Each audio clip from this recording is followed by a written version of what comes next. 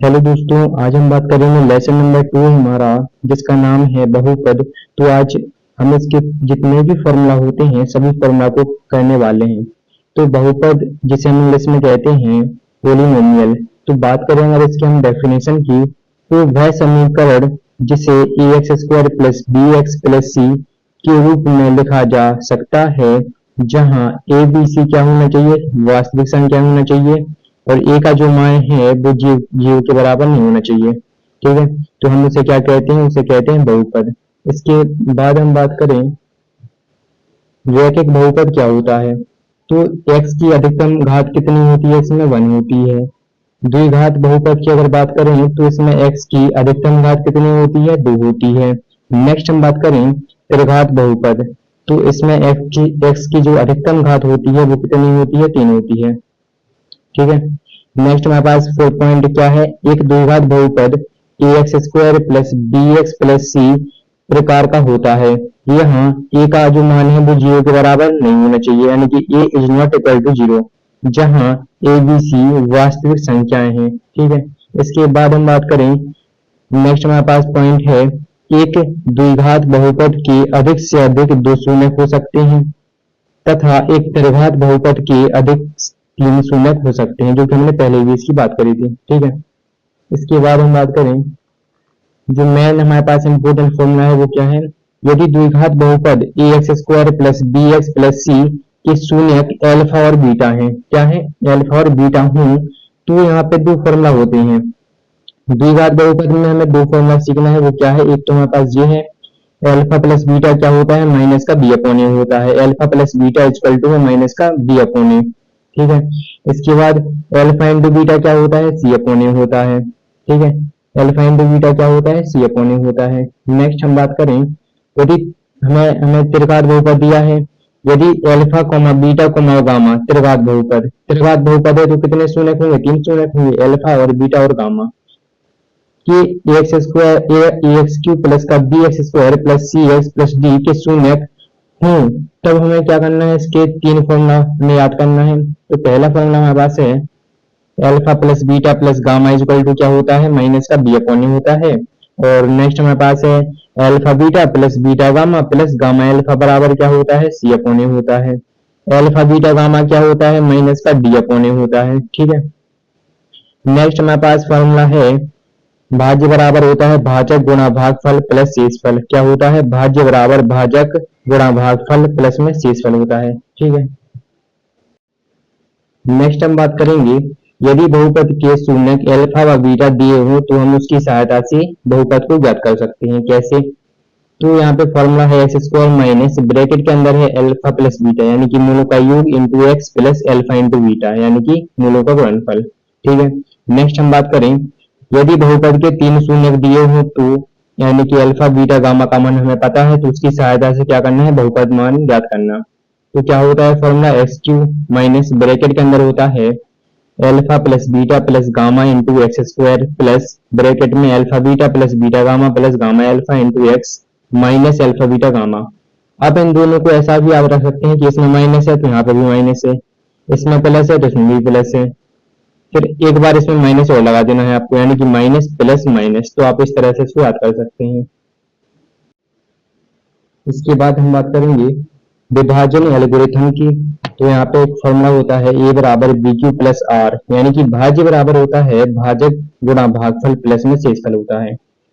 और जहाँ बी का जो मान होता है वो जीरो के बराबर नहीं होना चाहिए, यानी कि B is not equal to zero. ठीक है, तो हमने यहाँ पे क्या किया, कंप्लीट जो फॉर्मूला है वो कर लिए हैं। इसके बाद आपको एक भी फॉर्मूला नहीं मिलेगा, जितने मैंने फॉर्मूला आपको लिखवाए हैं उसी में से आपके पूरे क्वेश्चन हो जाएंगे। ठीक है,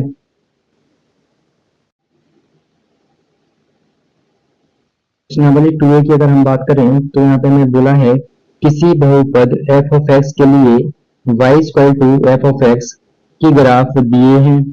प्रत्येक ग्राफ में f ऑफ x यानी कि x अक्ष पर f ऑफ x के शून्यकों की संख्या ज्ञात करनी है।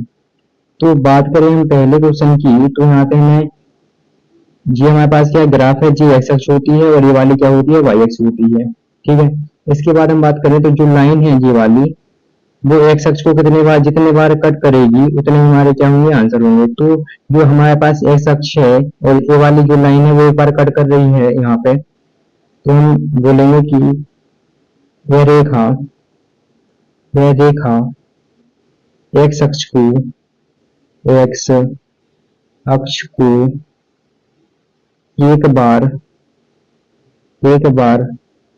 काटती है एक बार काटती है, अतः अतः इसके अतः इसके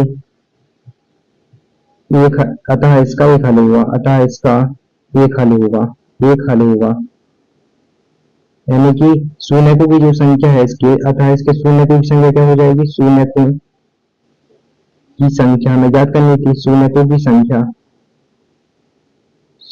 जो संख्या है वो हो जाएगी यहाँ पे 1 हो जाएगी। ठीक है, नेक्स्ट हम बात करें क्वेश्चन नंबर 2। क्वेश्चन नंबर 2 में ऐसे हमें सब में क्या करना है, एक्स अक्ष पर जो रेखा होगी वो जितनी बार भी कट करेगी उसके उतने ही हल होंगे। तो यहाँ पे बात करें सेकंड वाले क्वेश्चन में, तो एक्स अक्ष हमारे पास ये है और जो रेखा है वो तो वाई अक्ष को काट रही है, इसको तो काट नहीं रहेगी बार, तो इसके जो शून्यकों की संख्या होगी शून्यकों की संख्या क्या हो जाएगी यहाँ पे 0, क्योंकि एक बार भी नहीं काटा। इसके बाद हम बात करें नेक्स्ट हमारे पास क्वेश्चन है क्वेश्चन नंबर 3 की अगर हम बात करें तो इसमें क्या बोला, इसमें जो एक्स अक्ष है और जो वाली जो रेखा है वो एक बार इसको कट कर रही है। यहाँ पे कितने बार कट कर रही है इसको, एक बार। तो यहाँ पे जो हल होंगे इसके शून्यकों की जो संख्या आएगी शून्यकों की संख्या जो होगी वो क्या हो जाएगी, यहाँ पे एक बार कट कर एक्स अक्ष को तो यहाँ पे एक हो जाएगी। ठीक है, तो आप जानते भी होंगे कि ये होता है एक्स अक्ष, ये क्या होता है एक्स अक्ष होता है, इसे हम बोलते हैं एक्स डैश। जो होता है वाई अक्ष, क्या होता है वाई अक्ष होता है, जो होता है वाई डैश अक्ष। ठीक है, नेक्स्ट हम बात करेंगे यहाँ पे क्वेश्चन नंबर हमें 4 दिया है। क्वेश्चन नंबर अगर हम बात करें 4 की, तो इसमें हमें बताना है कि शून्यकों की संख्या क्या होगी। तो यहाँ पे लिखेंगे हम शून्यकों की संख्या यहाँ पे कितने बार कट किया है, यहाँ पे जितने बार भी एक्स अक्ष को कट करेगा, तो ये वाली क्या हमारे पास एक्स अक्ष है, इसको आप देख सकते हैं एक यहाँ पे और एक यहाँ पे, तो इसके जो शून्यकों की संख्या है वो 2 हो जाएगी। नेक्स्ट क्वेश्चन की बात करें क्वेश्चन नंबर 5, तो इसमें शून्यकों की संख्या क्या हो जाएगी, शून्यकों की संख्या। तो एक्स अक्ष को यहाँ पे कितने बार कट किया है, तो यहाँ पे 1 2 3 कितनी बार कट किया है 3, तो शून्यकों की संख्या क्या हो जाएगी 3 हो जाएगी। नेक्स्ट हम बात करें क्वेश्चन नंबर 6, क्या दिया है यहाँ पे, ये दिया है तो एक्स अक्ष को कितने बार काटा है, एक जे और एक ए, यानी कि 2 बार कट किया है। तो यहाँ पे शून्यकों की संख्या क्या हो जाएगी, शून्यकों की संख्या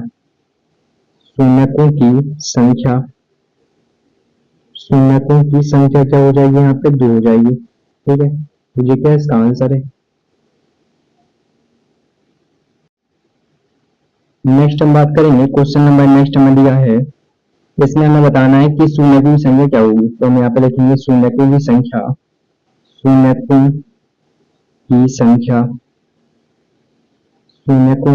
क्या हो जाएगी, यहाँ पे एक्स अक्ष को कितने बार कट किया है, 1 2 3 4 बार कट किया है, यानी कि शून्यकों की संख्या जो आएगी वो 4 आएगी। नेक्स्ट बात करें अगला क्वेश्चन क्या बोला है, इसमें हमें बताना है शून्यकों की संख्या क्वेश्चन में क्या बोला था, एक्स अक्ष बताना था, यानी कि एफ ऑफ एक्स पर बताना था शून्यकों की संख्या। इसलिए हम क्या कर रहे हैं, एक्स वाले पे चेक कर रहे हैं। अगर बोला होता एफ ऑफ वाई तो हम वाई वाले पे चेक करते। ठीक है, तो फिलहाल क्या बोला है, एफ ऑफ एक्स बोला है, इसलिए हम क्या करेंगे एक्स वाले पे चेक करेंगे, एक्स अक्ष पे चेक करेंगे कितने बार कट की है लाइन। तो यहाँ पे बात करें जो लाइन है कुछ इस प्रकार से है, तो यहाँ पे 1 2 हमें क्या करना है, हमें तो ओनली इस वाले पे देखना है एक्स अक्ष पे, तो 1 2, तो यहाँ पे कितना आ जाएगा 2 आ जाएगा। नेक्स्ट बात करें क्वेश्चन नंबर 9, यहाँ पे बात करें शून्यकों की संख्या।